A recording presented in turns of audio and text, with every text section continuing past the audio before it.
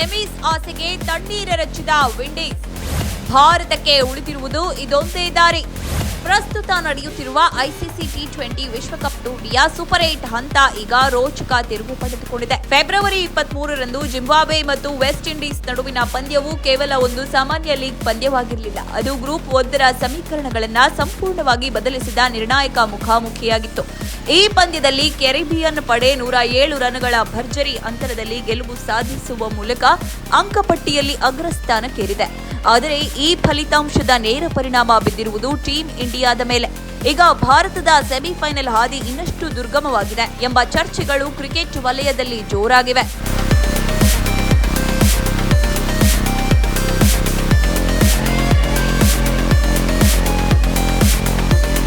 ಹೌದು, West Indies ತಂಡ ಕೇವಲ ಗೆಲುವು ಸಾಧಿಸಲಿಲ್ಲ, ಅದು ರನ್ ರೇಟ್ ದೃಷ್ಟಿಯಿಂದಲೂ ದೊಡ್ಡ ಮುನ್ನಡೆ ಪಡೆದಿದೆ. ಟಿ20 ಟೂರ್ನಿಯಲ್ಲಿ ರನ್ ರೇಟ್ ಎಷ್ಟು ಮಹತ್ವದ್ದು ಎಂಬುದನ್ನು ಈ ಪಂದ್ಯ ಮತ್ತೊಮ್ಮೆ ಸಾಬೀತುಪಡಿಸಿದೆ. ದೊಡ್ಡ ಅಂತರದ ಗೆಲುವು ಅಂಕಪಟ್ಟಿಯ ಸಮೀಕರಣವನ್ನೇ ತಲೆಕೆಳಗಾಗಿಸಬಹುದು ಎಂಬುದಕ್ಕೆ ಇದು ಜೀವಂತ ಉದಾಹರಣೆ. ವೆಸ್ಟ್ ಇಂಡೀಸ್ 5.350 ಎಂಬ ಭಾರೀ ಪ್ಲಸ್ ರನ್ ರೇಟ್ನೊಂದಿಗೆ ಮೊದಲ ಸ್ಥಾನದಲ್ಲಿದ್ದು, ದಕ್ಷಿಣ ಆಫ್ರಿಕಾ 3.800 ರನ್ ರೇಟ್ನೊಂದಿಗೆ ಎರಡನೇ ಸ್ಥಾನದಲ್ಲಿದೆ. ಭಾರತ ಮಾತ್ರ ಸೋಲನುಭವಿಸಿ -3.800 ರನ್ ರೇಟ್ನೊಂದಿಗೆ ಮೂರನೇ ಸ್ಥಾನಕ್ಕೆ ತಳ್ಳಲ್ಪಟ್ಟಿದೆ. ಜಿಂಬಾಬ್ವೆ -5.350 ರನ್ ರೇಟ್ನೊಂದಿಗೆ ಕೊನೆಯ ಸ್ಥಾನದಲ್ಲಿದೆ. ಟಿ20 ವಿಶ್ವಕಪ್ನಂತಹ ಟೂರ್ನಿಯಲ್ಲಿ ಕೇವಲ ಗೆಲುವು ಸಾಕಾಗುವುದಿಲ್ಲ, ಗೆಲುವಿನ ಅಂತರವೂ ಅಷ್ಟೇ ಮುಖ್ಯವಾಗುತ್ತದೆ. ಪ್ರಸ್ತುತ ಪರಿಸ್ಥಿತಿಯಲ್ಲಿ ಭಾರತ ತನ್ನ ಮುಂದಿನ 2 ಪಂದ್ಯಗಳನ್ನು ಗೆದ್ದರೂ ಸಾಕಾಗುವುದಿಲ್ಲ, ಅವುಗಳನ್ನು ಭಾರೀ ಅಂತರದಲ್ಲಿ ಗೆಲ್ಲಬೇಕಾಗಿದೆ. ರನ್ ರೇಟ್ ಅನ್ನು ಗಮನಾರ್ಹವಾಗಿ ಹೆಚ್ಚಿಸದಿದ್ದರೆ ಸೆಮಿಫೈನಲ್ ಅವಕಾಶಗಳು ಕೈತಪ್ಪುವ ಸಾಧ್ಯತೆ ಹೆಚ್ಚು. ಇದು ಕೇವಲ ಗಣಿತವಲ್ಲ, ಮಾನಸಿಕ ಒತ್ತಡದ ಪ್ರಶ್ನೆಯೂ ಹೌದು.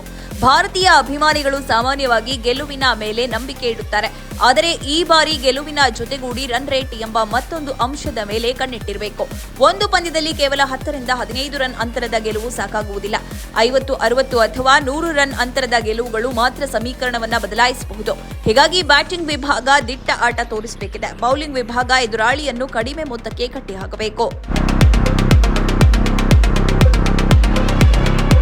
ಸೂಪರ್ 8 ಹಂತದಲ್ಲಿ 4 ತಂಡಗಳು ತಲಾ ಒಂದೊಂದು ಪಂದ್ಯ ಆಡಿವೆ. ಇನ್ನೂ ಪ್ರತಿಯೊಂದು ತಂಡಕ್ಕೂ 2 ಪಂದ್ಯಗಳು ಬಾಕಿ ಇವೆ. ಆದರೆ ಮೊದಲ ಪಂದ್ಯದಲ್ಲೇ ಭಾರೀ ಗೆಲುವು ದಾಖಲಿಸಿದ ವೆಸ್ಟ್ ಇಂಡೀಸ್ ಮತ್ತು ದಕ್ಷಿಣ ಆಫ್ರಿಕಾ ಸೆಮಿಫೈನಲ್ ಓಟದಲ್ಲಿ ಮುಂಚೂಣಿಯಲ್ಲಿವೆ. ಭಾರತ ಸೋತಿರುವುದು ದೊಡ್ಡ ಹಿನ್ನಡೆಯಾಗಿದೆ. ಈಗ ಪ್ರತಿ ಚೆಂಡು, ಪ್ರತಿ ರನ್, ಪ್ರತಿ ವಿಕೆಟ್ ಮಹತ್ವ ಪಡೆದುಕೊಂಡಿದೆ. ಟಿ20 ಕ್ರಿಕೆಟ್ನಲ್ಲಿ ಒಂದು ಓವರ್ ಪಂದ್ಯದ ದಿಕ್ಕನ್ನೇ ತಿರುಗಿಸಬಹುದು, ಆದರೆ ಟೂರ್ನಿ ಹಂತದಲ್ಲಿ ಒಂದು ಪಂದ್ಯವೇ ಸಂಪೂರ್ಣ ಅಭಿಯಾನವನ್ನ ಬದಲಾಯಿಸಬಹುದು. ಭಾರತ ಈಗ ಅಂತಹ ತಿರುವಿನ ದ್ವಾರದಲ್ಲಿ ನಿಂತಿದೆ. ತಪ್ಪಿಗೆ ಅವಕಾಶ ಇಲ್ಲ. ಗೆಲುವು ಮಾತ್ರವಲ್ಲ, ಪ್ರಭಾವಿ ಗೆಲುವು ಅಗತ್ಯವಾಗಿದೆ. ಹಾಗಾದರೆ ಭಾರತಕ್ಕೆ ಉಳಿದಿರುವ ಏಕೈಕ ದಾರಿ ಯಾವುದು? ಟೀಂ ಇಂಡಿಯಾ ಸೆಮಿಫೈನಲ್ ತಲುಪಬೇಕಾದ್ರೆ ಜಿಂಬಾಬ್ವೆ ಮತ್ತು ವೆಸ್ಟ್ ಇಂಡೀಸ್ ವಿರುದ್ಧ ಭಾರೀ ಅಂತರದಲ್ಲಿ ಗೆಲುವು ಸಾಧಿಸಬೇಕು. ಅದೇ ಸಮಯದಲ್ಲಿ ದಕ್ಷಿಣ ಆಫ್ರಿಕಾ ಅಥವಾ ವೆಸ್ಟ್ ಇಂಡೀಸ್ ಕನಿಷ್ಠ ಒಂದು ಪಂದ್ಯವನ್ನು ಸೋಲಬೇಕು. ಈ ರೀತಿಯಾದರೂ ಭಾರತ ಸೆಮಿಫೈನಲ್ ಸ್ಥಾನ ಪಡೆಯುತ್ತದೆ ಎಂಬುದು ಖಚಿತವಿಲ್ಲ. ಪ್ರಸ್ತುತ ಪರಿಸ್ಥಿತಿಯಲ್ಲಿ ಭಾರತ ತಂಡ ಸೆಮಿಫೈನಲ್ ತಲುಪಲು ಒಂದೇ ಒಂದು ಮಾರ್ಗವಿದೆ. ಭಾರತ ತಂಡ ಜಿಂಬಾಬ್ವೆ ಮತ್ತು ವೆಸ್ಟ್ ಇಂಡೀಸ್ ವಿರುದ್ಧ ಭಾರೀ ಅಂತರದಲ್ಲಿ ಗೆಲುವು ಸಾಧಿಸಬೇಕಾಗಿದೆ. ಅದೇ ಸಮಯದಲ್ಲಿ ವೆಸ್ಟ್ ಇಂಡೀಸ್ ತಂಡ ದಕ್ಷಿಣ ಆಫ್ರಿಕಾ ವಿರುದ್ಧ ಹೀನಾಯ ಸೋಲು ಅನುಭವಿಸಬೇಕಿದೆ.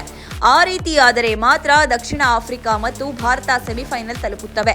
ಭಾರತ ತಂಡವು ತನ್ನ ಮುಂದಿನ ಪಂದ್ಯಗಳಲ್ಲಿ ಈ ತಿಂಗಳ 26ರಂದು ಜಿಂಬಾಬ್ವೆಯನ್ನು ಎದುರಿಸಲಿದೆ. ಮಾರ್ಚ್ 1ರಂದು ವೆಸ್ಟ್ ಇಂಡೀಸ್ ತಂಡವನ್ನು ಎದುರಿಸಲಿದೆ.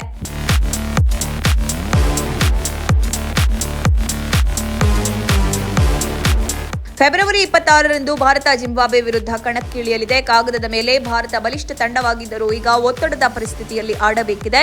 ಜಿಂಬಾಬ್ವೆ ಈಗಾಗಲೇ ಒಂದು ಸೋಲು ಅನುಭವಿಸಿದೆ. ಇಂತಹ ಸಂದರ್ಭಗಳಲ್ಲಿ ಅಚ್ಚರಿ ಫಲಿತಾಂಶ ನೀಡುವ ಸಾಧ್ಯತೆ ಇದೆ. ಭಾರತ ಈ ಪಂದ್ಯವನ್ನು ಕೇವಲ ಗೆಲ್ಲುವುದಕ್ಕೆ ಮಾತ್ರ ಆಡಬಾರದು, ಪ್ರಾಬಲ್ಯ ಸ್ಥಾಪಿಸಲು ಆಡಬೇಕು. ಆರಂಭದಿಂದಲೇ ಆಕ್ರಮಣಕಾರಿ ಧೋರಣೆ ತೋರಿಸಿ ದೊಡ್ಡ ಮೊತ್ತ ಕಟ್ಟಬೇಕು ಅಥವಾ ಎದುರಾಳಿಯನ್ನು ಕಡಿಮೆ ಮೊತ್ತಕ್ಕೆ ಸೀಮಿತಗೊಳಿಸಬೇಕು. ರನ್ ರೇಟ್ ಸಮೀಕರಣ ಇಲ್ಲಿ ಪ್ರಮುಖವಾಗಲಿದೆ. ಮಾರ್ಚ್ 1ರಂದು ಭಾರತ ವೆಸ್ಟ್ ಇಂಡೀಸ್ ಎದುರಿಸಲಿದೆ. ಈ ಪಂದ್ಯವು ಬಹುಶಃ ಗ್ರೂಪ್ 1ರ ನಿರ್ಣಾಯಕ ಮುಖಾಮುಖಿಯಾಗಬಹುದು. ವೆಸ್ಟ್ ಇಂಡೀಸ್ ಈಗಾಗಲೇ ಭಾರೀ ರನ್ ರೇಟ್ ಹೊಂದಿದ್ದು ಆತ್ಮವಿಶ್ವಾಸದೊಂದಿಗೆ ಕಣಕ್ಕಿಳಿಯಲಿದೆ. ಅವರ ಬ್ಯಾಟಿಂಗ್ ದಿಟ್ಟವಾಗಿದೆ, ಬೌಲಿಂಗ್ ಕೂಡ ಪರಿಣಾಮಕಾರಿ ಪ್ರದರ್ಶನ ನೀಡುತ್ತಿದೆ.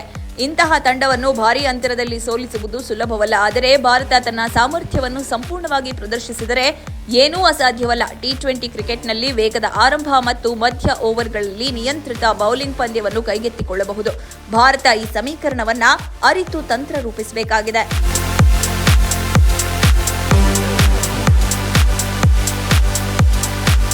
ಒಟ್ಟಿನಲ್ಲಿ ಭಾರತ ಈಗ ನಿರ್ಣಾಯಕ ಹಂತದಲ್ಲಿದೆ. ಜಿಂಬಾಬ್ವೆ ಮತ್ತು ವೆಸ್ಟ್ ಇಂಡೀಸ್ ವಿರುದ್ಧದ ಪಂದ್ಯಗಳು ಕೇವಲ ಸಾಮಾನ್ಯ ಲೀಗ್ ಪಂದ್ಯಗಳಲ್ಲ, ಅವು ಭಾರತಕ್ಕೆ ಬದುಕು ಬಿಡುವಿನ ಹೋರಾಟವಾಗಿವೆ. ರನ್ ರೇಟ್, ಒತ್ತಡ, ತಂತ್ರ, ಪ್ರದರ್ಶನ ಎಲ್ಲವೂ ಒಂದೇ ವೇದಿಕೆಯಲ್ಲಿ ಸೇರುವ ಕ್ಷಣಗಳು ಎದುರಾಗಿವೆ. ಮುಂದಿನ ಕೆಲವು ದಿನಗಳು ಟೀಂ ಇಂಡಿಯಾದ ಭವಿಷ್ಯ ನಿರ್ಧರಿಸಲಿವೆ. ಗೆಲುವುಗಳ ಸರಪಳಿ ಕಟ್ಟಿದರೆ ಸೆಮಿಫೈನಲ್ ಕನಸು ಜೀವಂತವಾಗಿರುತ್ತದೆ. ಆದರೆ ಒಂದು ತಪ್ಪು ಹೆಜ್ಜೆ ಕನಸನ್ನ ನಿಲ್ಲಿಸಬಹುದು. ಹೀಗಾಗಿ ಭಾರತದ ಹಾದಿ ಕಠಿಣವಾದರೂ ಇನ್ನೂ ಮುಚ್ಚಲ್ಪಟ್ಟಿಲ್ಲ. ಈಗ ಎಲ್ಲರ ಕಣ್ಣು ಫೆಬ್ರವರಿ 26 ಮತ್ತು ಮಾರ್ಚ್ 1 ಪಂದ್ಯಗಳ ಮೇಲೆ ನೆಟ್ಟಿದೆ. ಸೆಮಿಫೈನಲ್ ಕನಸಿಗಾಗಿ ಟೀಂ ಇಂಡಿಯಾ ಸಂಪೂರ್ಣ ಶಕ್ತಿ ಸಮರ್ಪಿಸಬೇಕಾದ ಕ್ಷಣ ಬಂದಿದೆ.